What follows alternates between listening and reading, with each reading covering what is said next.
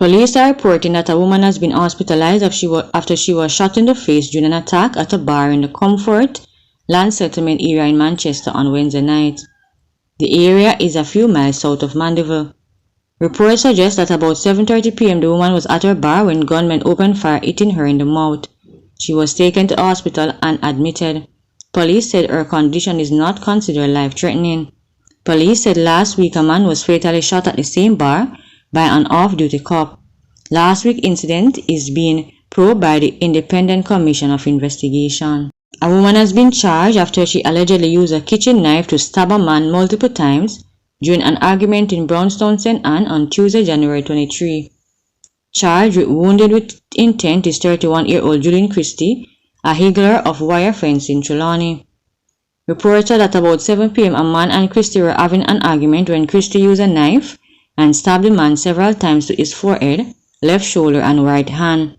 The man was taken to hospital where he was treated and later released. A report was made to the police, and on Wednesday, January 24, Christie was charged.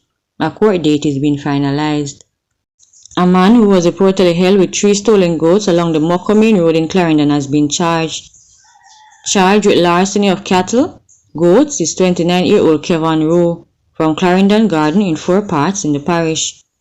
It was reported that on Sunday, January 21, a team from the Mucko police station was on patrol when they received information of men in a white motor car suspected to have stolen goats.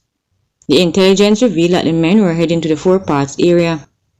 As a result, a 2017 white Toyota Axia motor car was intercepted by the police and Rowe seen aboard. Checks by the police found 3 goats, 1 inside the cab, behind the driver's seat, and 2 in the trunk. The accused initially ran away from the vehicle but shortly after returned and handed himself in, the police said. The goat owners later identified the animals and statements were subsequently recorded from them.